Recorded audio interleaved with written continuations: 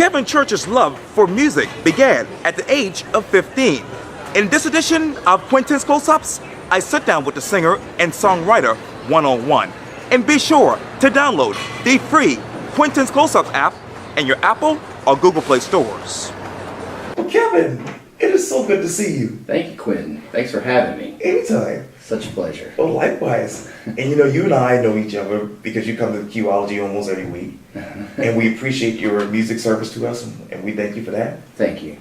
And my pleasure, Quentin. Oh, anytime.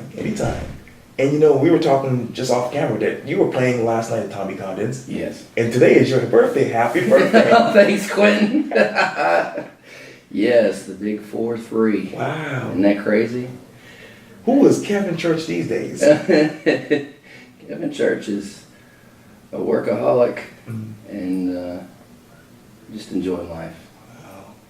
And a married man. Well, that's a good married man now, so we're having a good time. That's good to hear. Speaking of good time, you just gave me your new CD, Kevin Church.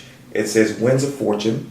And I know you had the chance to give me the opportunity to listen to Holy City on Sunday. Yes, I did. And I told you in the text that, hey, this is like a musical tour of Charleston.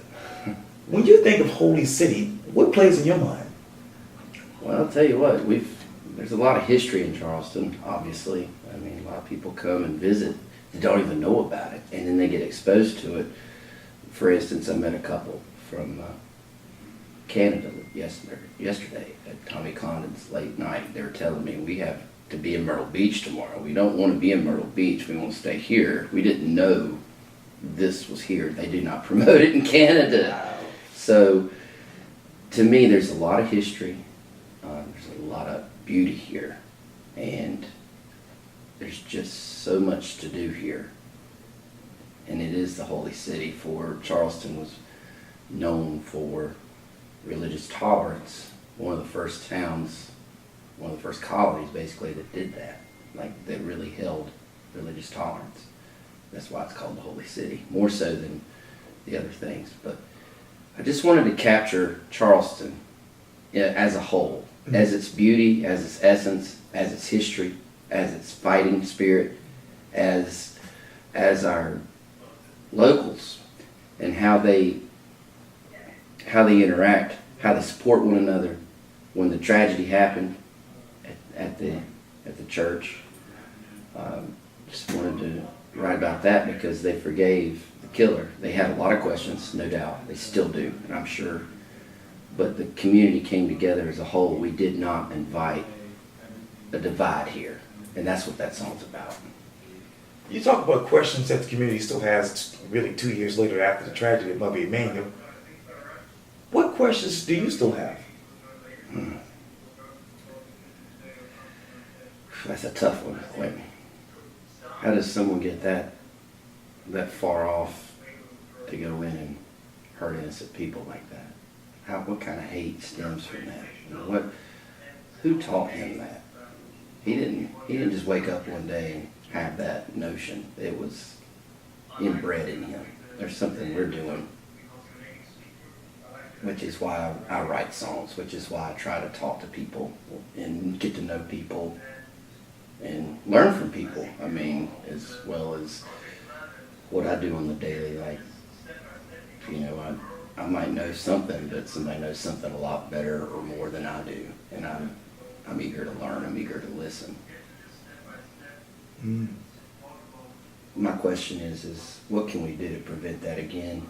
I don't feel like it's a law. I feel like it's a human need, and it's mainly a demand for humanity to just step up, coach and teach people love and respect. That's what it is. It's not got anything to do with, I don't feel like guns or anything like that. I feel like the root cause is our humanity. How do we treat it? Are we angry, or are we loving and compassionate? It's that simple. What do we do to do that? We do what we do for a living. We do what we're passionate about. We reach out to people. We help them as much as we can. And we just love them for who they are. Hopefully they love us for who we are. And if they don't, well, I can understand why. It's okay. Yeah. But those are my questions. I have to say, a lot of people don't know this, but it has become really a comfort zone for me and my go-to when there's a lot of things going on in my life. But these interviews, this is my comfort zone. This is what I go to when, there's a lot of things going on in my life. Is, putting together music that is part of your life, is part of your comfort zone as well? Absolutely. And breaking out of it, just like yours. You learn things, I'm sure, with interviews, Yes. folks, and you're like, well, I'm going to try that. I'm going to do that. And the same with music. You listen to other people, or you're practicing and working on material, and I could make this better, or I could do this. And let's try that. Right. It's just different ideas. And then when you collaborate with others too that are musicians, they got their opinions too. And they'll feed those in there, and sometimes you may agree or disagree or break up the band or whatever it is, But it just is one of those things, and it's neat. But yes, it is a comfort zone, but I'm always willing to push that comfort zone a bit to keep learning and keep pushing. Sure. And my thing is this too, when you think of this, when you look at this CD, Winds of Fortune, what does that mean to you? Winds of Fortune. Well, Winds of Fortune is where we're waiting to see what the winds of fortune may bring, right? So that's what that is in essence, the phrase. Mm-hmm. But in the album, the lines are out of the song Some Things Never Change. Mm-hmm.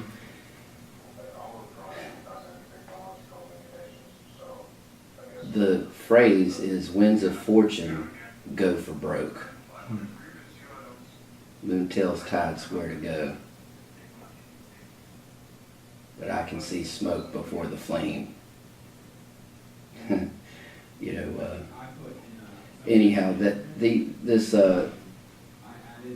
some things never change. Winds of fortune do go for broke. I mean, they come and they go, and it's again our personalities, what we've been taught, our experiences.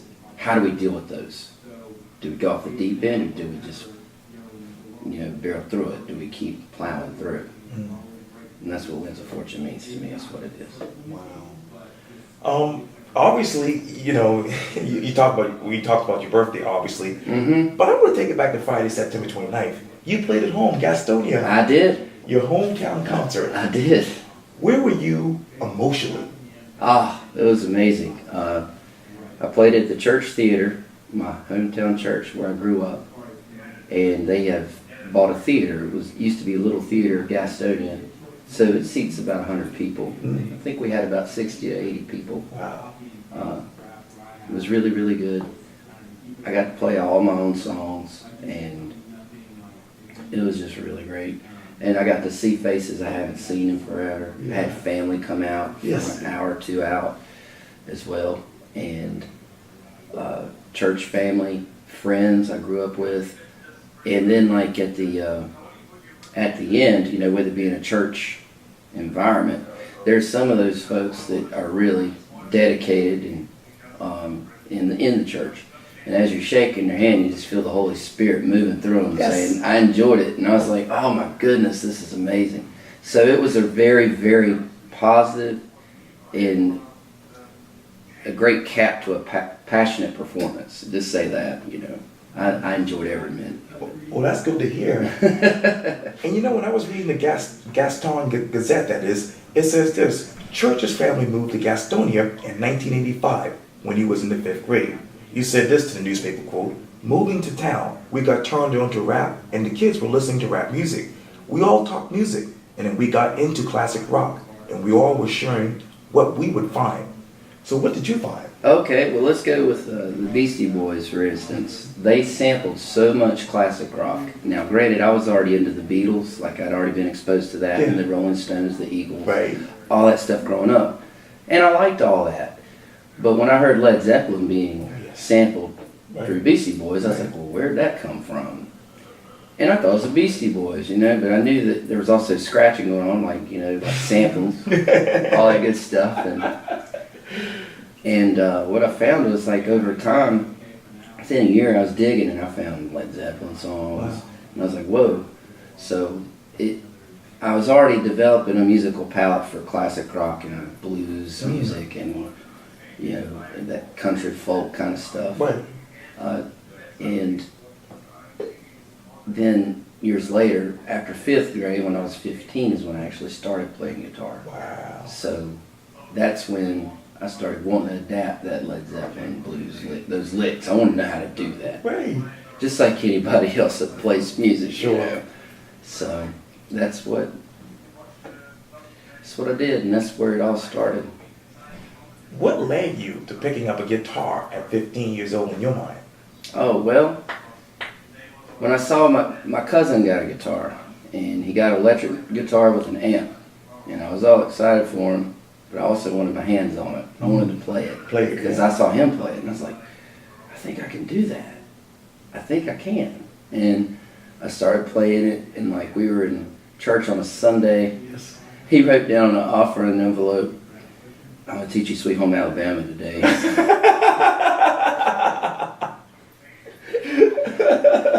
You know you're excited to get out of church some Sundays, right? That was one of the most exciting, like, let's run out of here and learn. Yeah. Wow. So he showed me, and I took up the guitar. I told Mom and Dad I wanted a guitar, and they were like, well, we're not going to get you a guitar. And I said, oh, it's like asking for the motorcycle. It's Right. like asking for the trampoline, Right. You're not going to get that. Oh, the guitar, oh. Yeah. But then he said, but you can use the one in my closet once you start playing that. I said, what? Because I know Dad had a classical guitar. Okay. According to Ben Meyer, a guy I work with, he said the thing to do in the 70s was for guys to go buy a classical guitar and try to learn. That's what everybody did because the strings are a little lighter, Right. a little easier on your fingers. Yes. He said that was a thing in the 70s or something because everybody was buying them up. So my dad was one of those guys, and this guitar sat in his closet for years. Wow. My whole darn life, pretty much. So when he said, you can use that one, I said, okay. I was just excited. Sure. And I played it for 3 months and learned all the chords I could, taught myself everything from a book, asked my grandmother things because she played guitar, but I didn't know about it until I was 15 that she could actually play, because she finally bought herself a guitar, and they would hold gospel concerts in the kitchen with aunts and uncles kind of thing, and when we would come visit. So that turned me onto it too. I was all excited. It was all happened at that one point. Like that's what I was going to learn, Yes. And used Dad's guitar for 3 months, like I said. And then for my birthday, when I turned 16, they were like, "Hey, we're going to go get you a guitar. Wow. You've proven yourself." Wow. Oh my God. And he got me an acoustic guitar, my first one. Really? Yeah. And let me move from your time of 15 to 16 years old to when you would play in coffee shops and bars throughout the area, from what the Gazette says. Mm-hmm. And I believe Reverend Saxon Scarborough said this: he just gives a great concert and is very entertaining. Who is Kevin Church as an entertainer, as a singer, songwriter? Oh, who's Kevin Church as an entertainer, singer, songwriter? Well, it depends on where you're at. If you're if you're at the church concert, we're going to do a lot of original songs, a lot of heartfelt songs, some ballads, and some upbeat material. Some introspective, communicative, something that communicates to the audience. When I'm at Tommy Connon's, I'm going to throw out some Irish pub clapping songs, Right. and have a blast with them. And then throw, again, my own songs out there as well. Qology, what are we going to do, man? It's just a whole different world. It's like we do John Cougar Mellencamp and, Alan Jackson, Right. and any of the most popular that we can. Right. But overall, what you see is what you get. And I try to answer any requests that I can. It's thrown. It's a curveball, but it's fun. And I just knock it out best I can. Yeah. It wasn't all fun, for lack of a better word, because the Gazette says this: after trying to unsuccessfully balance corporate life with performing, Church made a change. Jason Stowe, a friend from Gastonia, invited him to Charleston, South Carolina as a concert promoter. Talk to me about what happened next. Okay, well, came to Charleston to, again, become promoter, and that did work out for me as well. So Jason suggested you should go out and play some gigs. You can make a few $100s a night just playing music down here. There's plenty of places. You used to do that. You should do it again. I said, okay, well, I'll try. So I started booking places and showing up everywhere I could. And now I'm doing it full time here. Wow. You know, traveling around doing what I can. But exactly, if we went for Jason, his name is Roe, by the way. Okay. But I just want to say for the Roe. Okay. One of my really good friends, like we used to be neighbors years ago, and he had me come down here. Anyhow, the funny thing about it is this is what I've been doing, man. Wow. You know, if it weren't for him saying, Kevin, you're too good to be doing that job. If you want to come here and get your music out there, I think you can do it. I really do. Wow. And he had all the faith in the world in me, and now we're having this interview about it. Yes. I want to go back to your album, Kevin Church, Winds of Fortune. Which one of these songs describe you? Let's see here. My goodness, about all of them, really. They're all true stories, pretty much. Wow. A lot of people really like Holy City. I do too. That one song by that one guy, that's about any troubadour that's in a bar trying to make a living. That's where someone is asking you to play a song, right? But they don't know the name of the artist or the name of the song. And you've been there, you've seen this. They look at you and go, hey man, you know that one song? Right. It's on the radio. Yeah. It's got a video out. It goes like, da, da, da, da, da, da, da. Come on, man, you know what I'm talking about? Yes. It's hot right now, man. Yeah. Come on, you know? Right. No, dude, I don't know. Right. Who would, right? So I wrote the song to appease that person, to say, that one song by that one guy, no one, I wrote it, man. Yeah, here goes. Yeah. You know, so that's a fun one. That's a funny take on the life. And good friend, that's for my best friend Andre, who is he's in Florida. So that's his song. But I think, man, they're all self-explanatory about things I've noticed and things I've seen. I try to keep it very honest. Sure. The more honest it gets, the more I enjoy performing the songs. They don't get old. If you're singing a song that you're not honest with yourself about, I feel like they just go stale, and they go stale fast. And you're not as emotionally attached to it or passionate about it to deliver the material if you can't relate to what you're singing about. Very powerful. Write the headline. Kevin Church will do what next? Well, Kevin Church is going to promote his new record. Kevin's going to promote his new record and start to push it as much as possible. Sure. And continue to write his new record. But this is my newest and latest work, and I already have another one on Winds of Fortune. Right. And I already have another one I'm really excited about putting out there next year that I've already started pinning together. So. Wow. Yeah, man. And I'll see you next week at Qology Yes, Sunday. you will. This coming Sunday. Yes, you will. Well, Kevin Church, thank you so much for your time. I really appreciate this. Quentin, you're amazing. Oh, thank you. you, buddy. Thank you. Absolutely. Yes, sir.